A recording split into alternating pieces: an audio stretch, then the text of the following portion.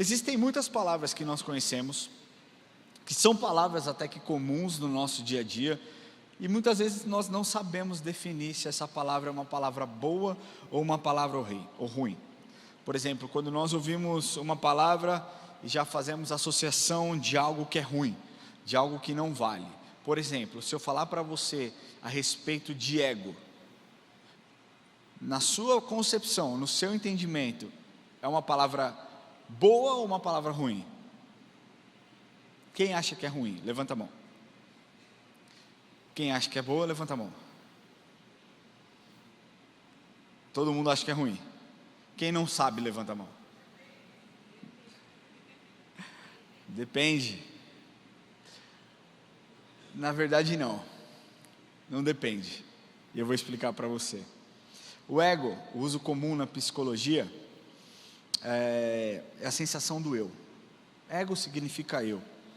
É um conjunto de pensamentos, de crenças, de memórias, de identidade e defesa que organizam quem você de fato é. Segundo aqui, se nós pegarmos em tradições espirituais, o ego ele está ligado à identificação, forma, história e pensamento que você se identifica. O ego por si só não é ruim, não é algo ruim, mas de forma resumida, o ego ele é um mecanismo do eu, que cria e protege a sua identidade pessoal, e ela não é ruim por si só. O ego te torna uma pessoa funcional e consistente. Porém, por que nós pensamos que é ruim?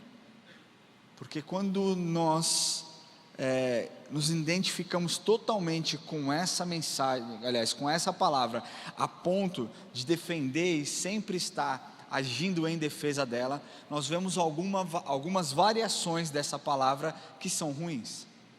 Então, egoísmo tem a mesma raiz de ego. Egocentrismo tem a mesma raiz de ego. Então, quando nós falamos de egoísmo, o egoísmo tem sim a sua origem na palavra ego, mas é a atitude de colocar os próprios interesses acima do interesse do bem comum ou de outras pessoas. Uma pessoa egoísta, ela foca no seu próprio interesse, foca no seu próprio proveito, maquina, manipula situações para que ela acabe sendo beneficiada. Ela não mostra empatia, ela não mostra compaixão. Uma pessoa egoísta é insuportável de caminhar ao lado.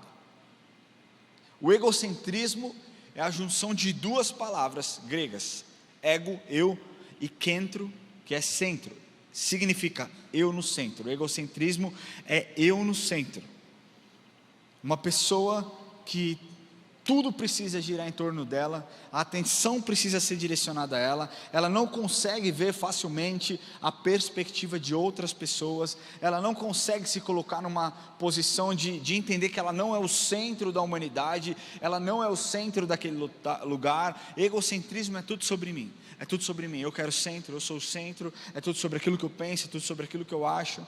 Então vocês percebem que o ego por si só não é ruim, mas quando nós damos valor demais a isso e defendemos a ponto de não ouvir a verdade, isso torna algo muito cruel. Em resumo, eu posso dizer que o ego é o eu, o egocentrismo é a mentalidade de que tudo gira em minha volta, e o egoísmo é a ação de agir somente nos meus benefícios. Quando montando essa palavra, no começo eu tinha o intuito de direcioná-la para um lado, e eu sentei um pouco com o pastor José Luiz para conversar com ele e discutir. Eu gosto de fazer isso, e cara, numa conversa eu entendi Deus mudando totalmente o foco, e eu vou chegar no ponto que eu quero. Mas quando eu estava ali pesquisando sobre ego, porque eu não queria entrar muito no campo da psicanálise, em Freud, porque não é esse o intuito é falar aquilo que realmente está na Bíblia, que consta na Bíblia. Freud não teve uma revelação do Espírito, nós não sabemos tudo o que aconteceu. Freud não é o centro do universo. Nós precisamos falar sobre o Espírito Santo e sobre Jesus. Mas quando você faz uma busca na internet, você consegue achar benefícios de uma pessoa que tem um ego saudável e equilibrado. E esses benefícios que eu achei, diz que permite lembrar quem você é, seus valores e seus compromissos, ativa limites e mecanismos para que você mantenha sua segurança psicológica e física, impulsiona o trabalho e o aprendizado, integra memória, regras e emoções para que você haja no mundo, ajuda com a organização social, ocupa papéis como, por exemplo, ser pai, ser um profissional, ser um bom marido, e promove a busca por saúde, reconhecimento e bem-estar. Então, se nós olharmos isso aqui de forma saudável, um ego controlado é maravilhoso.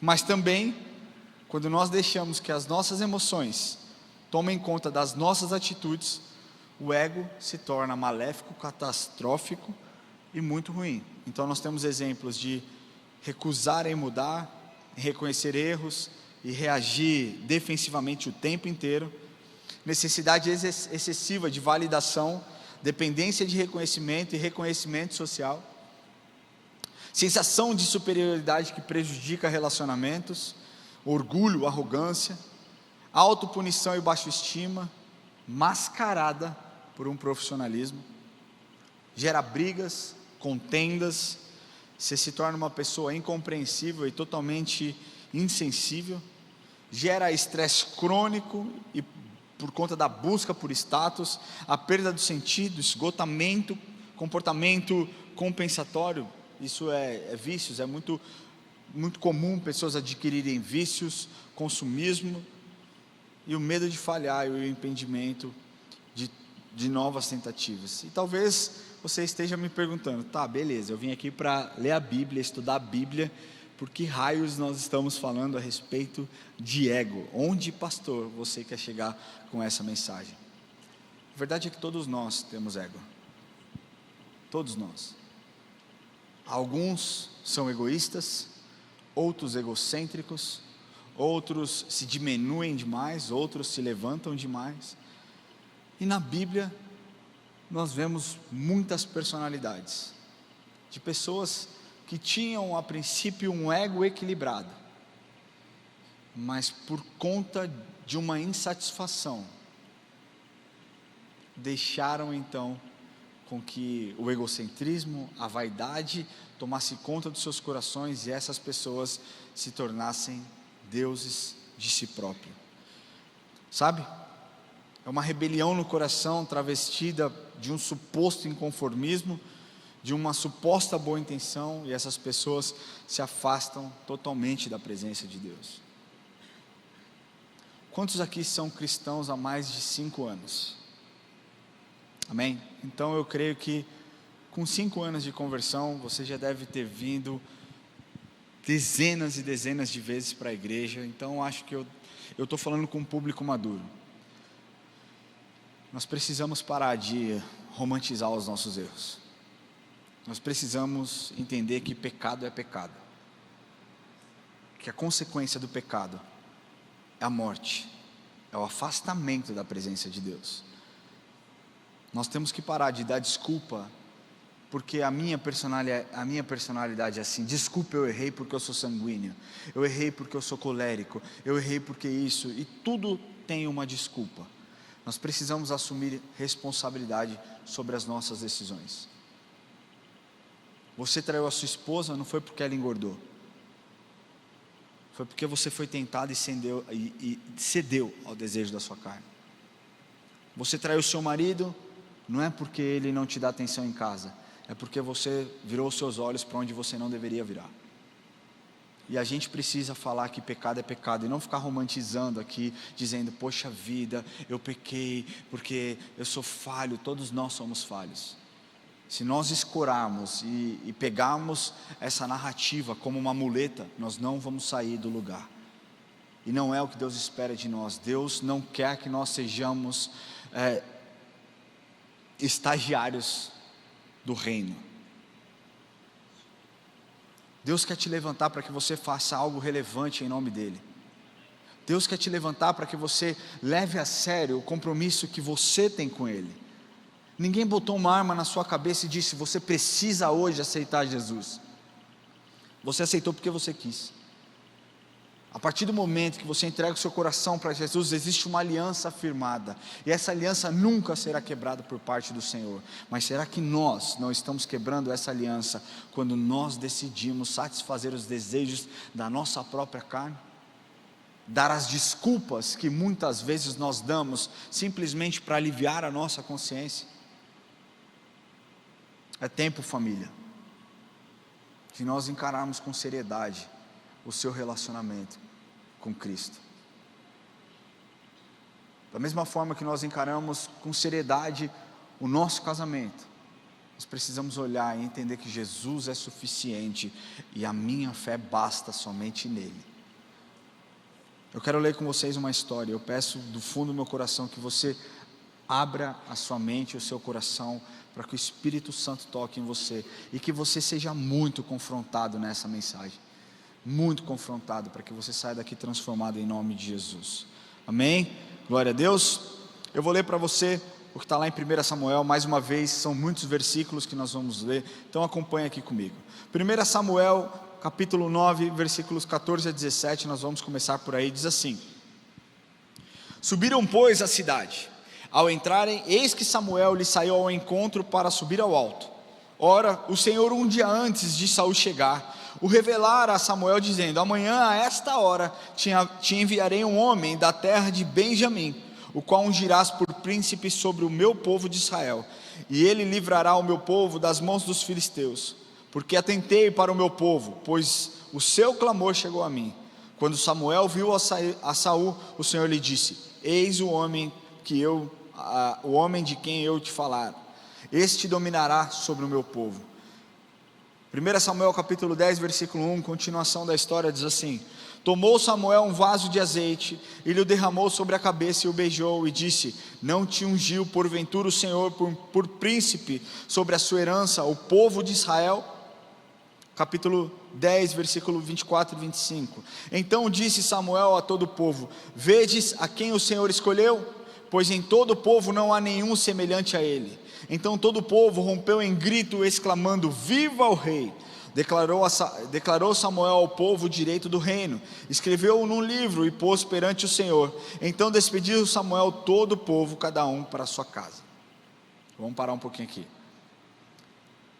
Aqui acontece o seguinte: quando o profeta Samuel já estava em uma idade avançada, ele coloca os seus filhos como juízes de Israel. Mas segundo a palavra, segundo o que está escrito na palavra, tanto Joel como Abias se inclinaram à avareza, à corrupção e perverteram tudo aquilo que eles tinham ensinado, tudo aquilo que eles tinham aprendido. Então os anciãos se juntaram e disseram para Samuel: Samuel, não dá, os seus filhos não são bons exemplos, eles não fazem as coisas direito, eles se corromperam, eles se perverteram, e nós precisamos de um rei, nós precisamos de alguém que governe para nós. Pensa que essa época ainda era a época dos juízes. Vamos voltar um pouquinho na história. Abraão, Isaac, Jacó e José. José leva o povo para o Egito lá no fim, vocês lembram dessa história? O povo fica 400 anos como escravo, era só um período de tempo para que eles não morressem de fome. José leva eles para lá e lá eles ficam 400 anos. Deus levanta Moisés, Moisés liberta o povo, Josué sucedeu Moisés e não preparou um sucessor. O que aconteceu depois de Josué é que nós entramos no período dos juízes, e esse período que nós estamos falando aqui, vários juízes passaram, ciclos de 40 anos, 40 anos se levantava, e aí o povo ia, ficava bem, e clamava, e enfim, se corrompia, errava, caía, enfim. Alguns juízes passaram, vocês conhecem essa história, e nós estamos nessa fase aqui. Os últimos dois, Samuel foi um dos juízes, e aí o povo fala: não dá, os anciãos falam: não dá, os seus filhos não dá, nós queremos um rei. Samuel fica muito bravo, e essa braveza pode ser até razoável quando nós pensamos como pai. Pensa você, pai, alguém rejeitando o seu filho. Mas Deus fala para Samuel: Samuel, fica tranquilo, eles não se levantaram contra você, a rebeldia deles não é contra você, é contra mim. Eles querem um rei eu vou dar a eles. Então Deus escolhe Saul. E no começo, Saul começou certinho, sem se desviar, o ego controlado, sabia exatamente quem ele era, sabia que ele era uma pessoa humilde, uma pessoa que tinha sido escolhido, improvável, poderia ter uma beleza, poderia ser um cara que chamasse atenção, mas era alguém normal, parecia estar no lugar certo. E nós podemos perceber através da história traços positivos de Saul no começo da sua jornada. O primeiro traço positivo que nós vemos é uma humildade inicial e uma simplicidade maravilhosa. Saul, ele era de origem humilde, e quando chamado para ser rei, ele se esconde, isso está na Bíblia, vocês podem ler, ele se esconde no meio dos utensílios, para que ele não fosse convocado e conclamado como rei. Ele fica ali no meio dos utensílios. Isso mostra, talvez você pense, pô, isso não é humildade, isso é insegurança. Não, Saul sabia que ele era de uma origem humilde, para se tornar um rei era um salto muito grande. Outro traço positivo que nós podemos ver é que ele recebeu sim a visitação do Espírito Santo. Quando foi ungido por Samuel, o Espírito veio sobre ele e profetizou. 1 Samuel 10, versículos 10 a 13. Vou ler com vocês, acompanha aqui, ó. Chegando eles a Gibeá, eis que um grupo de profetas lhe saiu ao encontro. O Espírito de Deus se apossou de Saul e ele profetizou no meio deles. Todos os que dante o conheciam, vendo que ele profetizava com os profetas, diziam uns aos outros: que é isso que sucedeu ao filho de Quis? Este também Saul entre os profetas? Então o homem respondeu: pois quem é o pai deles? Pelo que se tornou em provérbio, está também Samuel entre os profetas, e tendo profetizado, seguiu para o alto. Tem um monte de gente que começa numa caminhada cristã, com o coração no lugar certo, com o coração não corrompido, com ótimas intenções, e muito usado por Deus. Vou trazer mais traços para vocês de Samuel. Ele tem vitória de uma iniciativa militar. Quando Nahash, o amonita, ameaça Jabes Gileade, Saul mobilizou seu povo, reuniu as tropas e teve uma vitória decisiva que salvou a cidade. 1 Samuel capítulo 11, versículos 10 a 11. E disseram os amonitas: amanhã nos entregaremos a vós outros. Então nos fareis segundo o que vos melhor parecer. Sucedeu que ao outro dia Saul dividiu o povo em 3 companhias, que pela vigília da manhã vieram para o meio do arraial e feriram a Amon, até que se fez sentir o calor do dia. Os sobreviventes se espalharam e não ficaram 2 deles juntos. Esse episódio aqui demonstrou muito prestígio e a capacidade de comandar que Saul tinha. Um quarto fator positivo que nós podemos ver é a coragem e disposição para continuar. Saul tinha muita coragem e disposição, porque em campanhas subsequentes, inclusive o confronto com os filisteus, Saul demonstrou coragem e empenho para proteger o povo de Israel. E lá, quando você lê no capítulo 13 e capítulo 14 de 1 Samuel, nós podemos ver as operações militares e os esforços em defesa nacional. Se nós parássemos a história de Saul aqui, você falaria: uau, esse homem foi um grande homem. Esse homem teve o coração no lugar certo. Esse homem, guardou a sua mente, guardou a palavra, foi usado pelo Espírito, teve coragem, teve humildade. Amém? Você entende isso que eu estou falando? Só que novos capítulos são escritos. E na sua vida, talvez você tenha começado de uma forma brilhante, extraordinária, sem se corromper, sem desviar o seu olhar, sem desviar o seu coração. Mas por conta de algo que entrou no seu coração, você tem escrito uma história muito distante do plano inicial de Deus. Por que esse é um tempo de confronto do Senhor? Porque talvez exista alguma similaridade na história de Saul com a sua história. Eu não estou falando de peso, porque Saul era um rei, mas estou falando de desvio de caráter, desvio de conduta. Porque logo na sequência nós podemos ver como Davi, embora o coração aparentemente estivesse no lugar certo, começa a cometer alguns deslizes.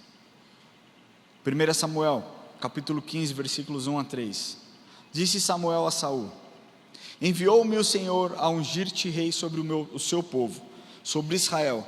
Atenta, pois, agora às palavras do Senhor. Assim diz o Senhor dos exércitos: castigarei Ameleque pelo que fez a Israel, ter se oposto a Israel no caminho, quando este subia do Egito. Vai agora, pois, e fere Amaleque, e destrói totalmente, e tudo o que tiver, e nada lhes poupe. Aqui, Deus dá uma ordem direta: você vai acabar com tudo, você não vai deixar nada, você vai matar animais, pessoas, tudo que tiver na sua frente, você vai acabar, e não quero que sobre nenhum. A ordem está clara ou não? Sim ou não? Família, vocês precisam entender esse ponto. A ordem aqui está clara ou não? Deus muitas vezes vai te dar uma ordem, e a ordem é clara, direta. Deus, na palavra, não nos dá a capacidade de interpretar se aquilo é bom ou não. Deus nos dá a oportunidade de obedecer, sim ou não? Sim? Eu não entendi porque eles responderam assim. Foi bonito, vocês falaram sim. É isso. Sabe, nós precisamos entender o nosso papel dentro daquilo que Deus espera de nós.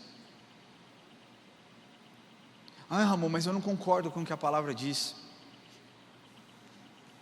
E eu com isso? Deus não pediu a minha opinião para escrever a Bíblia. Pediu a opinião de alguém aqui para escrever a Bíblia? As ordens são tão diretas que elas não deixam um ponto de interrogação. Será que é isso que eu devo fazer ou não devo fazer? Deus foi direto com Saul: você vai destruir absolutamente tudo, não vai deixar nada para trás. Mas não foi isso que Saul fez. Ele sabia o que Deus tinha feito, ele interpretou do jeito certo, mas na hora de obedecer, fez algo muito ruim. 1 Samuel capítulo 15, versículos 7 a 9. Então feriu a Saul os amalequitas, desde Havilá até chegar a Sur, que está defronte do Egito. Tomou vivo Agag, rei dos amalequitas, porém a todo o povo destruiu o fio da espada.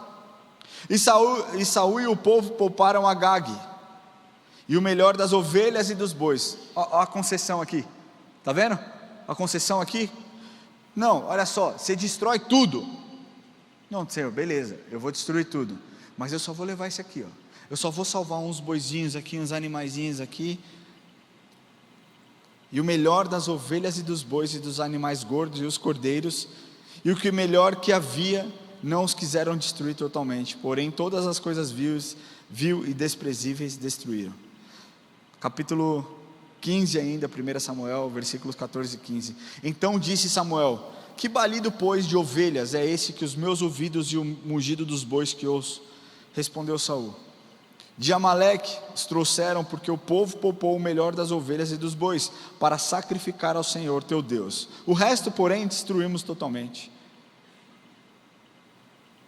Versículo 18 a 21. Enviou-te o Senhor a este caminho e disse: vai e destrói totalmente esses pecadores, os amalequitas, e peleja contra eles até exterminá-los. Porque pois não atendestes à voz do Senhor, mas te lançaste ao despojo e fizeste o que era mal perante os olhos do Senhor? Então disse Saul a Samuel: pelo contrário, dei ouvido à voz do Senhor, sim, e segui o caminho pelo qual o Senhor me enviou, e trouxe Agag. Mas Deus não pediu para você trazer Agag. Deus não falou: me traga Agag. Deus falou: mate tudo, acabe com tudo. O que Deus tem te pedido? E para sua conveniência você tem falado: Senhor, eu fiz quase tudo, eu só não fiz isso aqui porque eu acho que isso aqui é bom para o Senhor. Um inconformismo travestido de rebeldia. Rebeldia é como pecado de feitiçaria. Por isso que eu falei que nós precisamos parar de romantizar o pecado. Nós precisamos dar o devido peso para aquilo que é ruim, para aquilo que nos afasta da presença de Deus. Se você descobre que você tem um câncer, o que você faz? O que você faz se você descobre que você tem um câncer? Você trata, amém? Porque se você não tratar, o que vai acontecer? O câncer vai fazer o quê? Te matar, não é isso? O pecado é a mesma coisa, meu amigo. Se você não trata o pecado como ele merece ser tratado, se você não corta pela raiz o pecado, ele vai te matar. Aí está lá, não Senhor, é só uma olhadinha para o lado. Não Senhor, é só uma, nem é fofoca, é um comentário. Não é fofoca não, é comentário. É uma crítica construtiva. Deus conhece o seu coração. Você pode fingir para mim, você pode fingir para sua esposa, para o seu marido, para os seus filhos. Deus conhece o seu coração. Vou continuar aqui. E trouxe a Agag, rei de Amaleque, e os amalequitas, o destruiu totalmente, mas o povo tomou despojo para si, os bois, os melhores designados de destruição, para oferecer ao Senhor teu Deus. O primeiro ponto que eu quero te falar aqui hoje, é sobre uma obediência parcial. E o que me chama a atenção é como isso tem se tornado cada vez mais comum nos dias de hoje. Nós olhamos a atitude de Saul, eu contando para vocês aqui, talvez você pense, que cara vacilão. A ordem foi tão clara, Deus foi tão direto, não ficou um ponto de interrogação, será que é para eu fazer alguma coisa? Não, destrua tudo. E talvez você pense, nossa velho, é impressionante como Saul errou. Mas acreditem que tem muitos que ainda pensam, e estão pensando aí no lugar, poxa, mas ele pensou em oferecer sacrifício a Deus. Saul nem foi tão ruim assim, acho que Deus foi duro demais com Saul. Presta atenção, quando Deus te dá uma ordem, não é para que você interprete se aquilo faz sentido ou não, é para que você obedeça. Quando Deus disse para o homem não comer da árvore do conhecimento, para Adão e Eva não comerem da árvore do conhecimento, tinha um porquê. Ele não chegou para Adão e Eva e falou assim, amiguinhos, olha só, posso dar uma dica para vocês? Um conselho? Se pá, é melhor vocês não comerem daquela árvore. Mas, fica à vontade, cada um com a sua consciência, cada um com as suas atitudes, fica à vontade. Não, a ordem foi clara, não comam, porque o dia que comerem, certamente morrerão.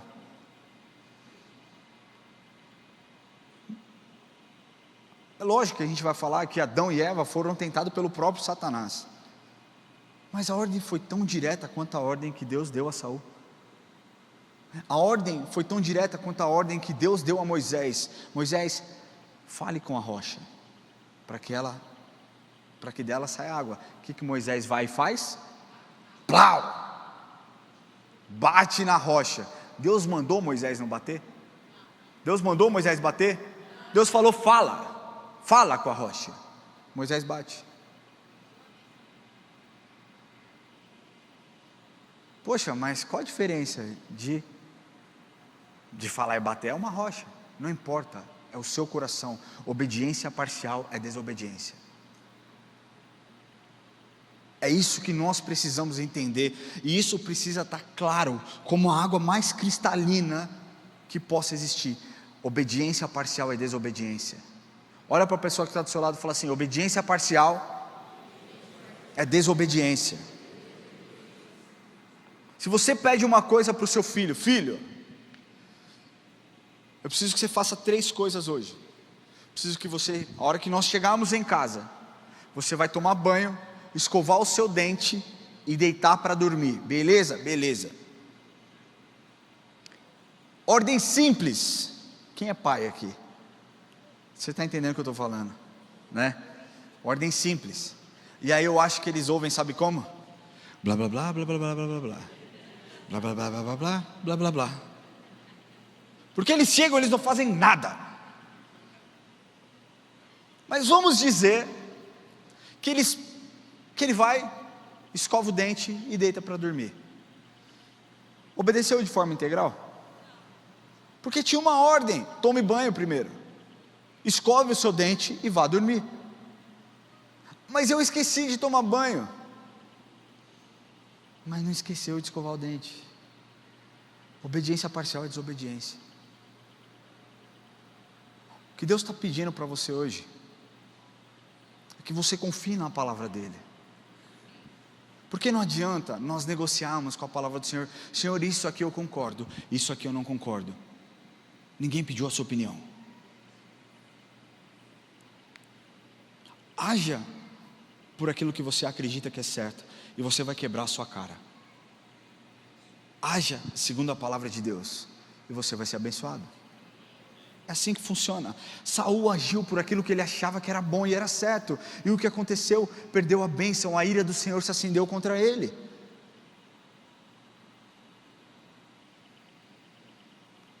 Família, isso é muito sério. Obediência parcial é desobediência, e nós podemos ver os textos que seguem, que talvez sejam textos que você conhece, que você já ouviu, textos que dizem, está na sequência de 1 Samuel 15, textos que diz, por exemplo, que é melhor obedecer do que sacrificar. Por causa disso, Deus não queria sacrifício, Deus queria obediência. Por isso que Deus diz, é melhor obedecer do que sacrificar. Deus quer o nosso coração, aquele que tem os meus mandamentos e os guarda. Sabe o que significa essa palavra guarda? Obedece, coloca em prática. Esse é o que me ama. Não de forma parcial, mas de forma integral. Aquele que tem os meus mandamentos e os guarda na sua integralidade, esse é o que me ama. Embora não possa não concordar, embora não possa não entender de forma total, guardou o mandamento, demonstrou amor pelo Senhor, parabéns, joia. Outro texto que diz, porque a rebelião é como o pecado de feitiçaria, e a obstinação como idolatria, cultos a ídolo. A rebelião é o primeiro estágio da insatisfação. Foi assim que o pecado entrou no mundo. A insatisfação veio sobre Adão e Eva. Ah não, eu quero ter o conhecimento, eu quero ser como Deus. Se rebelaram. E o resto vocês sabem. Satanás foi assim também. Lúcifer foi assim também. Eu quero ter o que Deus tem, eu quero ter o poder que Ele tem. A insatisfação de não bastar somente ser, aquele que levava os anjos a adorar o Senhor. Não, ele queria algo a mais. Insatisfação, rebelião. Sabe? Nós podemos ver esse texto, uma exortação a alguém que deixou com que o mais importante tomasse conta, não tomasse conta, porque o mais importante era aquilo que Deus tinha dito, mas Saul fez aquilo que ele achava que era o ideal.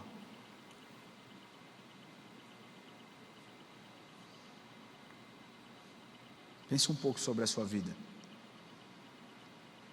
Tire esses próximos segundos para pensar sobre as obediências parciais que você tem tido dentro da sua casa, com o seu marido, com a sua esposa. Vamos começar pelos maridos. Efésios 5:22 para frente fala muito sobre casamento, mas na parte dos homens ele diz assim: vós homens, amai as vossas esposas, assim como Cristo amou a igreja a ponto de se entregar por ela. Quando nós fazemos casamento, celebramos casamento, nós deixamos claro o papel do homem e da mulher. Nós precisamos amar as nossas esposas como Cristo amou a igreja. Maravilha, está tudo bem, minha esposa está carinhosa, minha esposa está, cuidando de mim, cuidando de tudo, está tudo maravilhoso, e uau, eu amo ela, como Cristo amou a igreja. Na primeira TPM, quando o demônio tenta, irmão, eu ensinei o Enzo algo muito poderoso recentemente. Um dia, conversando com ele, mãe, o que é TPM? A Erika explicou para ele, aí beleza. Aí um dia a Erika estava meio brava lá em casa, aí ele veio para mim e falou assim: pai, eu acho que a mamãe está de TPM. E eu falei: pelo amor de Jesus Cristo de Nazaré, que morreu naquela cruz por você, nunca diga a uma mulher que ela está de TPM. Nunca pergunte: você está de TPM? Essa é a mesma coisa que falar, me dê um tapa na cara. São frases similares. Não faça. Mas não adianta você só amar a sua esposa quando ela é doce com você. A palavra de Deus lá em Efésios 5:22 diz para a mulher: mulher, sujeitai-vos aos vossos maridos, assim como a igreja está sujeita a Cristo. E a submissão de Cristo é diferente da submissão que nós entendemos hoje. A submissão de Cristo não é uma submissão burra. A Cristo não é uma submissão burra, é uma submissão, cara, Ele me ama tanto que eu quero segui-lo, eu quero estar sob a liderança dEle, eu quero estar debaixo das asas dEle. Não adianta você se sujeitar ao seu marido só quando ele está de boa, está legal, está fazendo o que você quer, está comprando chocolate, flores, mas num dia ruim de trabalho, quando ele chega bravo em casa, você trata ele mal. Obediência parcial. E tantas outras coisas, tantas áreas da nossa vida. Pensa um pouco você, a sua história, quais obediências parciais você tem tido. Sabe, até mesmo com relação à igreja, talvez você diga, cara, eu obedeço quase tudo, eu faço quase tudo. Aqui na igreja nós quase não falamos de dízimo. Vocês não reparam, mas ali atrás tem um cronômetro. O pastor que sobe para falar de dízimo, ele tem 3 minutos para falar. Porque é óbvio que nós precisamos entender e obedecer ao Senhor quando Ele diz que o dízimo é bíblico. Mas criou-se um tabu tão grande que os pastores sérios têm receio de falar para não gerar um desconforto no povo. Ramon, eu tenho uma questão com o dízimo. Não importa se você obedece à Bíblia de forma quase que total, mas no dízimo você não cumpre porque você não concorda, desobediência, obediência parcial, não adiantou nada. Mas eu não sei o que fazem com o dinheiro que eu dou, que eu emprego. Olha aqui em volta, meu amigo, eu estou falando dessa casa aqui, tá? Eu sou responsável por isso, não sou responsável por outras denominações. Mas olha aqui, quem estava no Aviva semana passada? A igreja que paga aquilo lá, meu irmão. Não entrou quase nada de doação, é a igreja que banca. Quarta-feira, cesta básica, as 300, 500 cestas básicas que nós distribuímos todas as quartas-feiras, quem banca? A igreja. E tantas outras coisas que nós fazemos, salários, tudo mais que nós fazemos aqui, 54 pessoas que trabalham aqui, sabe? Você tem que olhar e obedecer a palavra de Deus de forma integral, não de forma parcial, porque ou você confia ou você não confia. Não existe um marido meio fiel, não existe uma esposa meio fiel, não existe um amigo meio fiel, não existe aprovar uma obediência parcial, porque a obediência parcial faz com que nós estejamos em um lugar que que muitas vezes Deus não nos chamou para estar, nos faz dizer coisas que Deus não pediu que nós disséssemos, nos faz ter sensações que Deus não quer que nós tenhamos, sabe, é diabólica, é uma desobediência que na verdade ela é investida de uma insatisfação, o seu desejo de você ser o seu próprio Deus, tomar suas próprias decisões, agir com a sua própria razão, sabe, com as suas próprias respostas. Agora escolha, meu querido, nós não estamos livres no mundo, ou nós estamos sob o domínio de Satanás, ou nós estamos sob o domínio do Espírito Santo que atua em nós e habita em nós. Escolha, e arque com as suas consequências,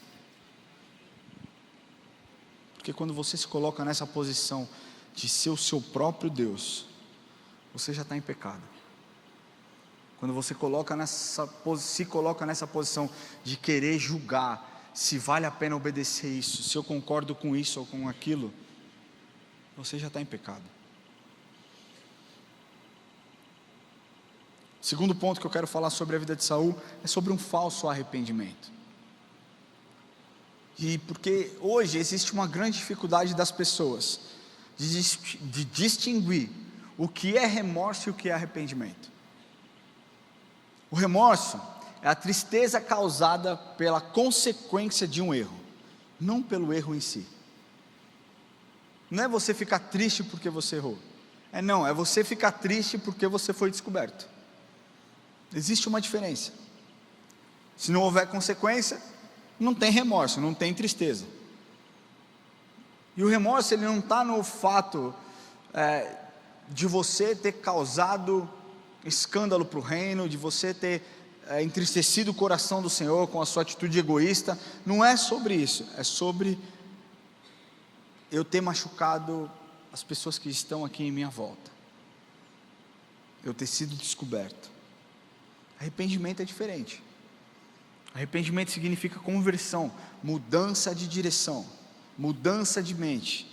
Quando você se arrepende, você verdadeiramente deseja uma mudança drástica, uma mudança efetiva na sua vida. E caso você não sinta isso, esse desejo de transformação, o que você tem sentido é só um remorso. O arrependimento sempre nos capacita a aceitar e deixar para trás o que aconteceu. Enquanto a tristeza do mundo, ela gera um remorso, o arrependimento produzido pelo Espírito gera transformação em nossas vidas. E o arrependimento, ele é sempre produzido pelo Espírito. E o quebrantamento é sempre resultado de um arrependimento genuíno. A palavra de Deus nos ensina que quem convence o mundo do pecado, da justiça e do juízo é quem? É o Espírito Santo.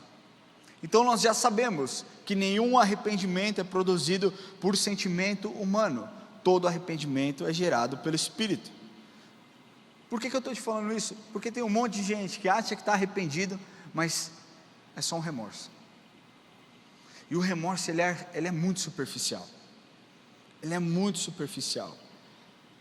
E nós podemos ver a diferença de um remorso para um arrependimento. Quando nós contrastamos a vida de Saul com a vida de Davi, Davi foi um homem segundo o coração de Deus. E Davi sucedeu Saul. Vocês conhecem a história. Quando nós olhamos, quando os dois cometem o pecado, como os dois se posicionam, nós podemos ter uma clara definição do que é o remorso e do que é o arrependimento. Você está comigo aqui? Eu vou ler para vocês. 1 Samuel 15:30. Quando Saul peca, Deus confronta Saul, Samuel confronta Saul. Essa é a fala de Saul após ser confrontado pelo seu pecado. Ele diz assim: então disse Saul: pequei. Honra-me, porém, agora diante dos anciãos do meu povo e diante de Israel. E volta comigo, para que eu adore o Senhor teu Deus. Vou ler de novo. Disse Saul: pequei. Ponto e vírgula. Honra-me agora diante dos anciãos do meu povo e diante de Israel. Você percebe como a preocupação dele estava muito mais ligada àquilo que as pessoas poderiam pensar do que ter entristecido o coração de Deus? Sim ou não? Pelo amor de Deus, isso não é uma revelação absurda, está aqui, está no texto, vocês conseguem enxergar isso, amém? A gente está na mesma página? Estamos. Agora olha o coração de Davi. Salmo 51, Davi é um pecador, muito pecador. Talvez os pecados que Davi tenha cometido numa tacada só, ninguém nunca aqui cometeu. Quando nós comparamos o pecado um do outro, você pode até pensar: meu irmão, o pecado de Davi foi muito mais fundo, caprichou no pecado. Esse falou: já que eu vou pecar mesmo. Ele tem um caso com a esposa de Urias, Batseba, e aí vocês sabem o desdobramento, eu não vou entrar nisso aqui.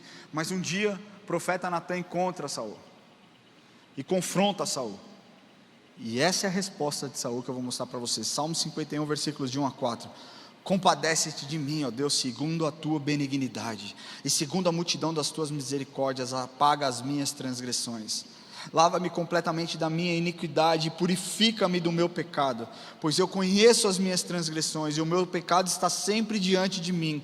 Pequei contra ti somente fiz o que é mal perante os teus olhos, de maneiras que será tido por justo no teu falar e puro no teu julgar. Só que é um absurdo de diferença entre um remorso e um arrependimento genuíno. Saul estava preocupado com o que ele poderia gerar de impressão. Davi estava preocupado em ter entristecido o coração de Deus. Vamos falar sobre nós? Qual tipo de conversa você tem tido com Deus? Qual oração sincera você tem feito para Deus? como Davi ou como Saul. Porque a verdade é que todo mundo é pecador. Todos nós somos pecadores. E se fosse pelos nossos pecados, todos nós estaríamos condenados ao inferno, mas a graça de Deus nos alcançou. E é isso que você precisa entender. Porque talvez você só sinta o peso da consequência do seu pecado. Só que se você não se arrepender verdadeiramente, se isso for só um remorso, na próxima oportunidade você vai cometer o mesmo erro. Eu nunca aconselhei tantas pessoas querendo se divorciar como nesse ano. Homens que traem as suas esposas, esposas que traem os seus maridos. Muitos chegam à minha sala chorando, despedaçados, desesperados.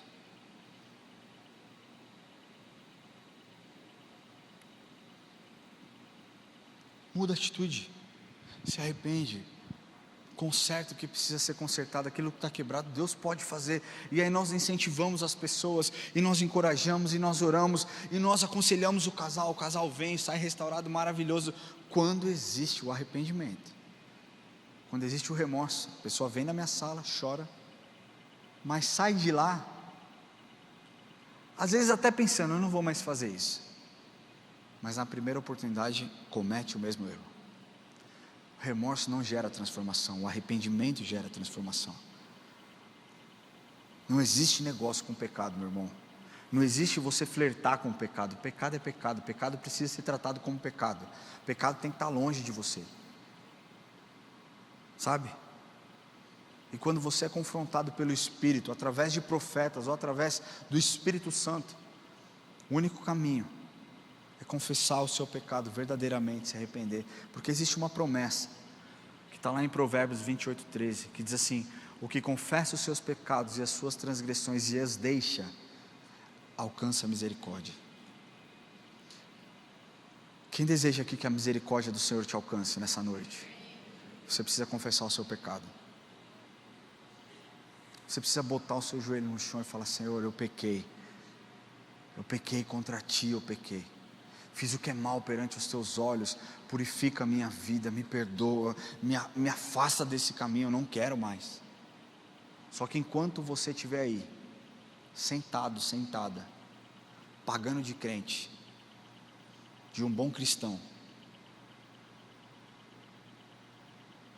e falando, eu não vou porque as pessoas podem pensar errado, ouve o que o Espírito está te falando hoje. Eu não vou porque eu não sei o que as pessoas podem pensar de mim. Você está agindo como Saul agiu, preocupado no que as pessoas podem pensar e não no que o Senhor vai pensar de você. A palavra de Deus diz: eu sei os pensamentos que tenho sobre vós, e são pensamentos de paz e não de guerra. O Senhor deseja restaurar a sua vida hoje. E ninguém está aqui para julgar pecado de ninguém não, porque esse é o problema.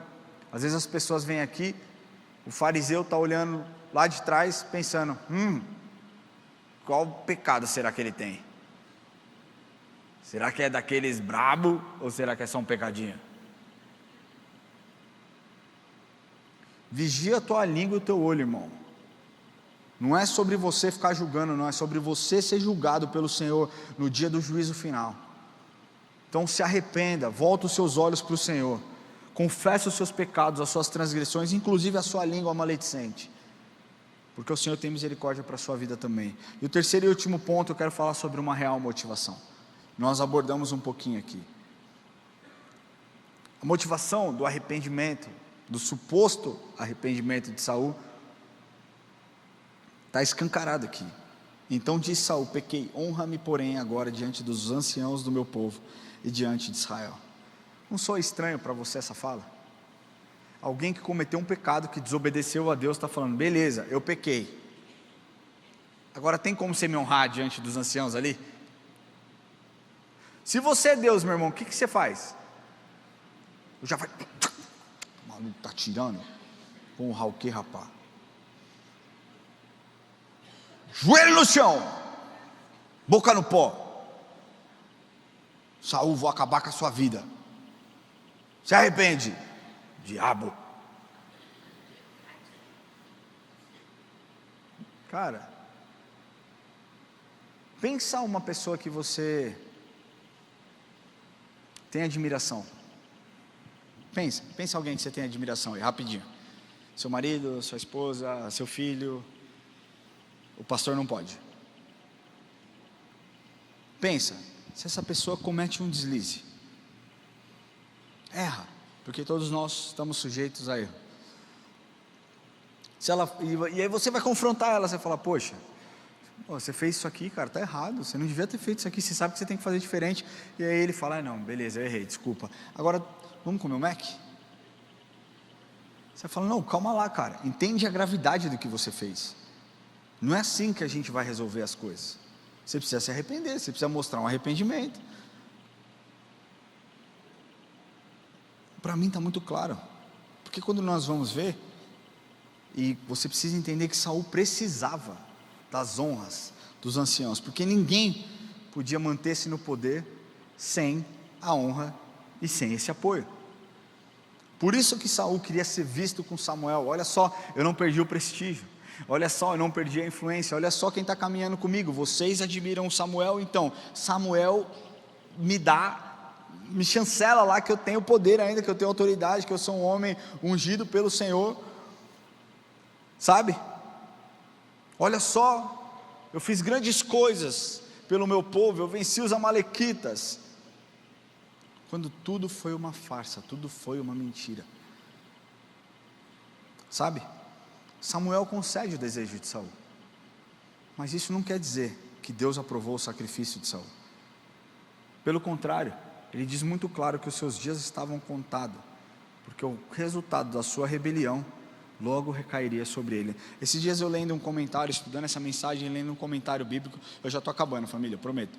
Lendo um comentário bíblico, esse autor desconhecido disse a seguinte frase, que para mim foi algo muito forte. Ele disse assim, abre aspas, o perdão não implica que as penas não sejam cobradas pelo fracasso de satisfazer as reivindicações de alguma obrigação. Com demasiada frequência, os homens esperam que o arrependimento fácil os absolva das penas devidas pelo fracasso. Não vai acontecer. Não vai acontecer. Não vai acontecer, sabe?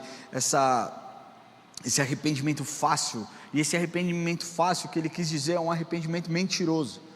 Um arrependimento mentiroso não vai te absolver dos seus erros e dos seus pecados.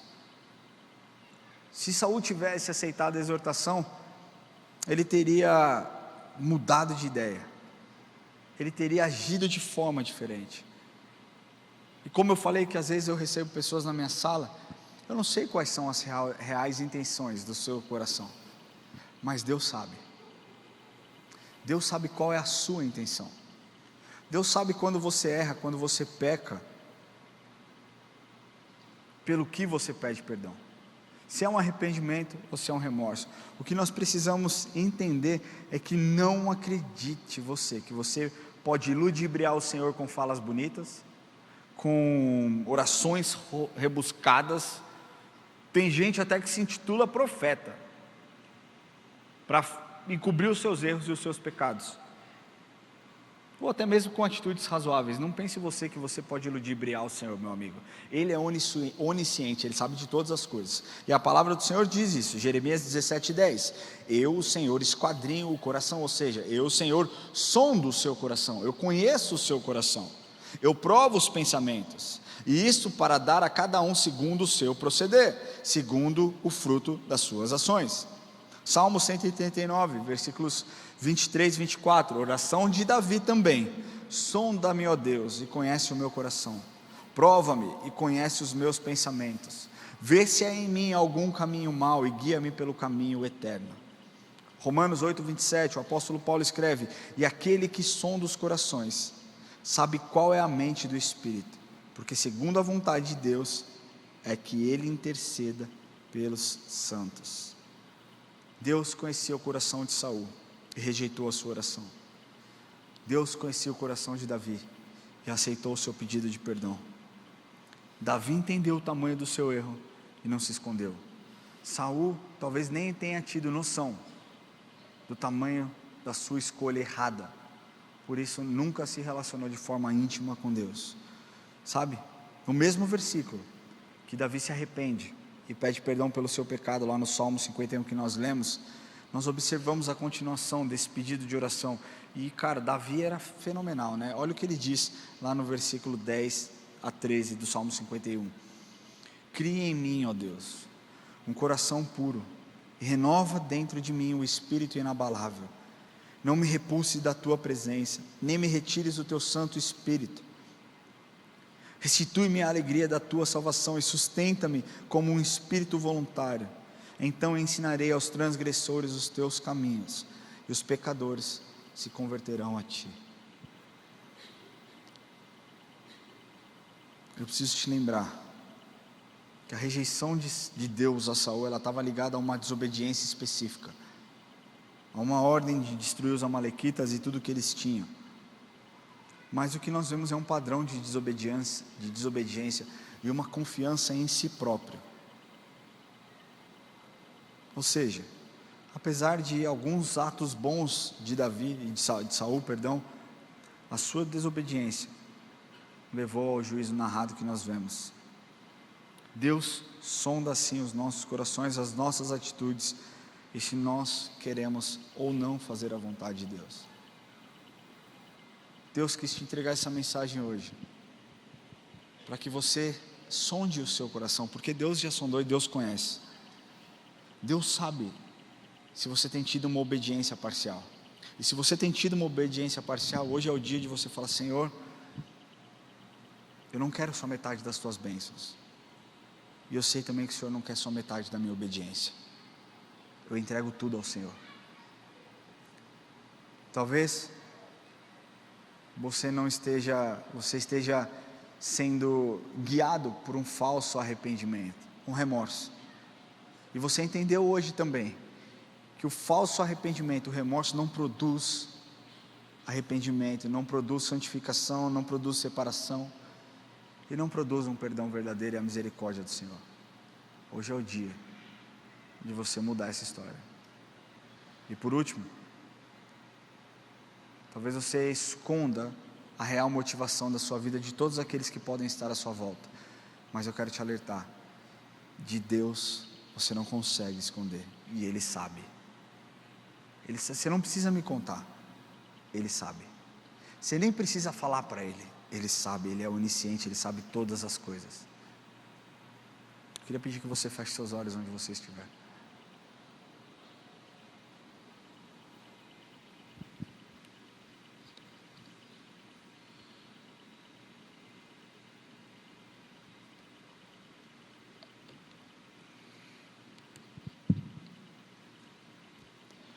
Queria pedir que as luzes abaixassem um pouquinho. Obrigado.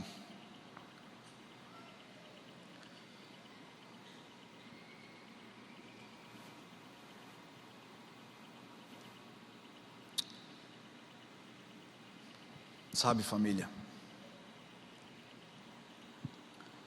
eu creio verdadeiramente que é tempo de nós nos posicionarmos e desejarmos um outro nível de relacionamento.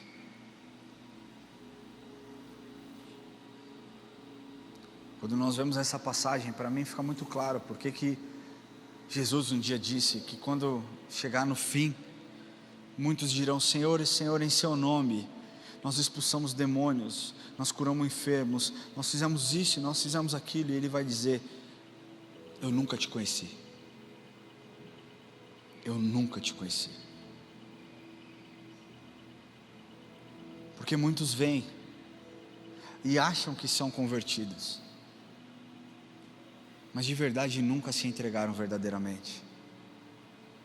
Se entregaram de forma parcial. E não conta, meu irmão, não dá certo.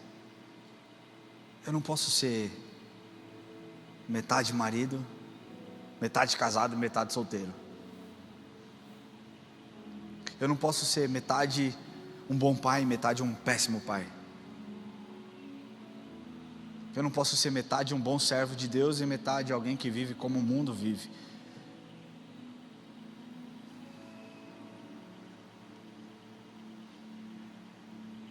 Arrependam-se enquanto ainda é tempo. Entreguem-se enquanto ainda é tempo. Jesus Cristo está aqui, Ele não está preocupado com os seus pecados, Ele está preocupado com o seu coração. Ele não está preocupado com o seu passado, Ele está preocupado com o seu presente, Ele está preocupado com o seu futuro.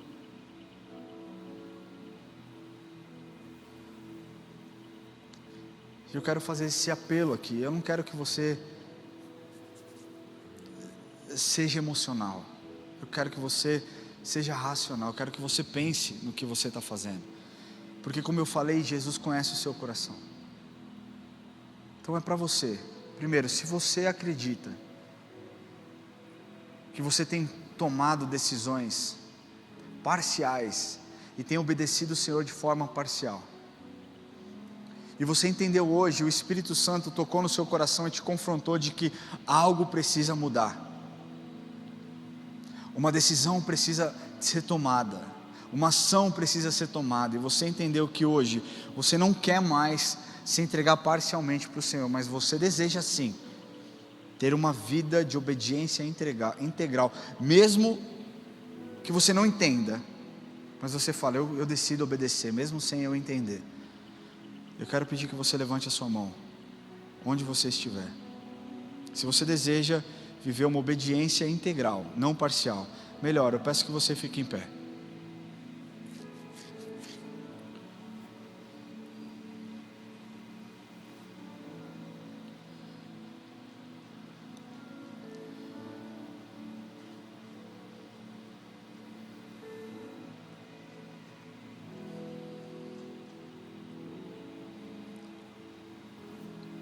Segundo apelo. Talvez você esteja preso em pecado, esteja vivendo uma vida dupla, onde dentro da igreja você é uma pessoa, e quando acaba o culto, ao longo da semana, as cadeias do pecado, elas são tão fortes que você não consegue mais ser a mesma pessoa, e isso te cauterizou tanto que você nem consegue mais se arrepender. Você acha que você tem um arrependimento, mas no fundo você sabe que amanhã você vai cometer o mesmo pecado. Deus tem libertação para você hoje, mas eu estou falando que Deus só vai te libertar se você se expor. E não é para que você se exponha para que os outros vejam, mas você vai se expor porque o Espírito Santo e Satanás precisam enxergar que você não quer mais ser a mesma pessoa. A igreja está de olhos fechados, pouco importa quem você é, pouco importa quantos anos de igreja você tem.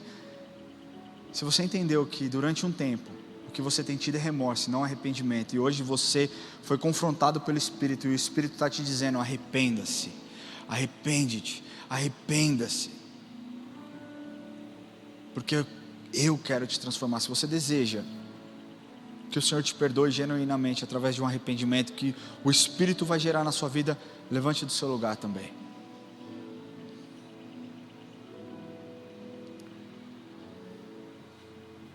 Terceiro e último, você pode me enganar, mas a Deus você não engana.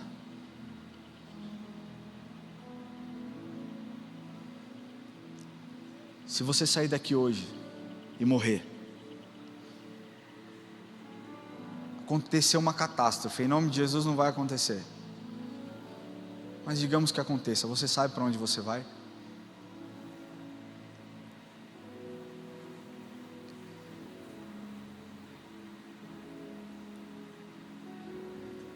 Deus olha o seu coração, meu irmão, e Ele conhece a sua real intenção. Pelo que você vem à igreja, pela comunhão com os amigos, você vem à igreja porque você acha que é importante vir ao culto, ou você vem à igreja verdadeiramente porque você entende que você precisa de Jesus? Se você entende que a sua intenção, a intenção do seu coração, para algumas coisas, e não, eu falei da igreja de domingo, mas pode ser para outras coisas, a sua intenção está errada, e você deseja pedir perdão para o Senhor, e que Ele mude, porque Ele sabe que você tem feito, eu também quero pedir que você levante do seu lugar, e nós vamos orar juntos. Agora você que levantou do seu lugar, eu queria te convidar a vir aqui à frente, por esses 3 apelos. Eu quero convidar você, sai do seu lugar e vem aqui à frente, eu quero orar com você.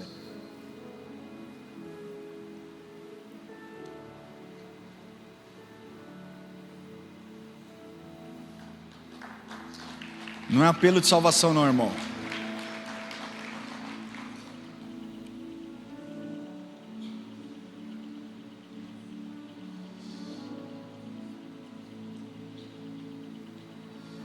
E sabe o que me choca?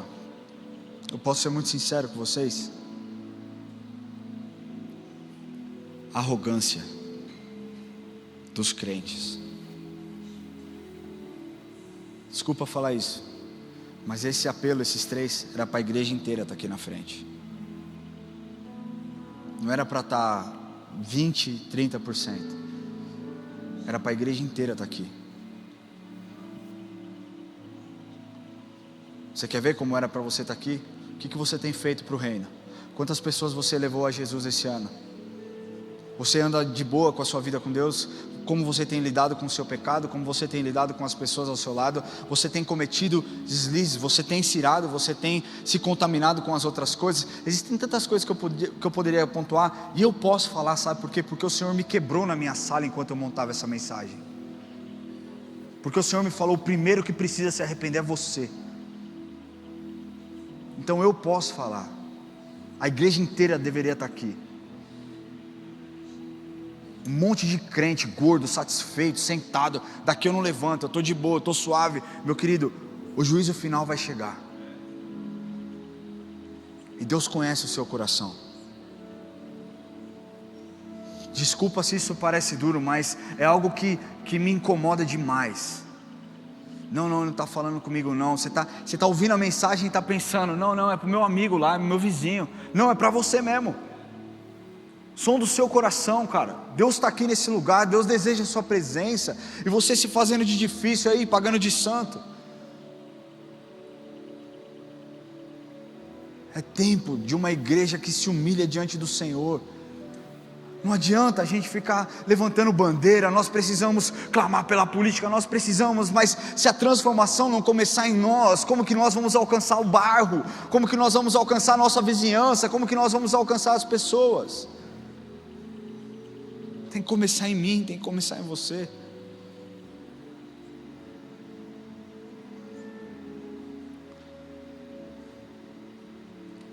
A arrogância é algo muito cruel, não seja arrogante. Pode vir mais para cá, senão a gente não vai conseguir. Você não é obrigado a vir, meu irmão. Mas não diga que Deus não te deu oportunidade para consertar a sua vida. Porque se você não for consertado, foi porque você não quis, foi porque você não aceitou o confronto, foi porque você não desejou uma mudança e uma vida com o Senhor.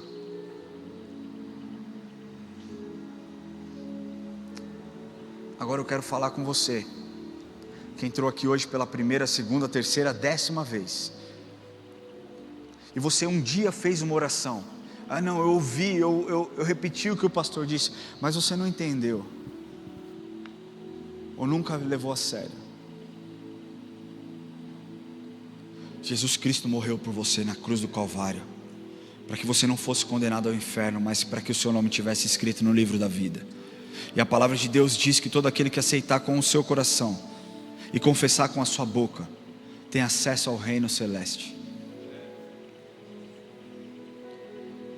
Se você nunca entregou o seu coração para Jesus, e eu não estou falando de uma religião, eu não estou falando de um fanatismo religioso, eu estou falando de ter a vida eterna assegurada pela graça do Senhor. Não porque você é bom, não porque você tem influência, não porque você pode fazer algo, mas porque o Senhor é bom, porque Ele pode te influenciar e Ele pode fazer algo novo na sua vida. Se você nunca entregou o seu coração para Jesus, ou um dia, você fez uma oração, mas você nem sabe se foi verdadeiro ou não, eu quero te ajudar a fazer essa oração de entrega hoje. Eu quero pedir que você levante a sua mão, se você está aqui à frente, ou se você está sentado, se você deseja entregar o seu coração para Jesus e falar: Senhor, eu não tenho nada para te oferecer, mas é o meu coração que o Senhor quer toma aqui o meu coração, para que o seu nome seja escrito no livro da vida e você tenha um destino. Levante a sua mão onde você estiver, eu quero orar com você. Existe alguém? Eu não sei se alguém enxerga alguém aí. Onde que está, mano? Existe alguém ou não? Quem quer entregar o coração para Jesus? Levante a mão bem alto para que eu possa te enxergar. Você, glória a Deus pela sua vida. Existe mais alguém que deseja entregar o coração para Jesus? Glória a Deus pela sua vida, pequeno garoto. É isso aí, é sobre isso. Existe mais alguém que deseja entregar o coração para Jesus? Glória a Deus por essa vida desse jovem. Eu queria pedir que você, que levantou a sua mão para entregar a vida para Jesus, que você suba aqui em cima. Eu quero fazer uma oração primeiro com você, depois com eles. Pode vir aqui, sobe pelo lateral ali. Pode vir aqui, jovem. Se você deseja entregar o seu coração para Jesus, pode vir, meu irmão. Nós vamos orar e depois eu vou orar com a igreja.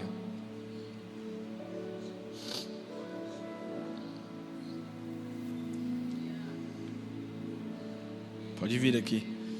Cadê sua mãe? Está aí? Vem aqui, mãe. Vem cá, jovem. Como você chama? Guilherme. Deus abençoe. E você? João. E você? João? Caramba, que nome legal, diferente. Vocês perceberam que vocês têm o mesmo nome? João. Prazer, João. João, prazer. Eu tenho falado muito com a Érica sobre geração. E eu fico muito feliz de ver 3 adolescentes entregando o coração para Jesus. Você também? Pode vir aqui, cara. Pode vir aqui, mãe. Vem junto com ele. Vem por ali, ó. Ali tá mais fácil, ó. Amém. Glória a Deus.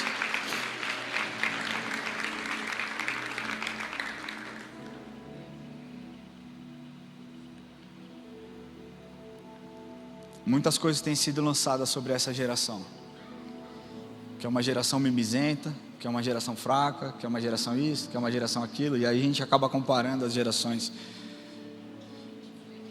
Deixa eu falar uma coisa para vocês. As pessoas às vezes olham para mim como o possível sucessor do Lamartine Pozzella e pensam que eu sou o futuro.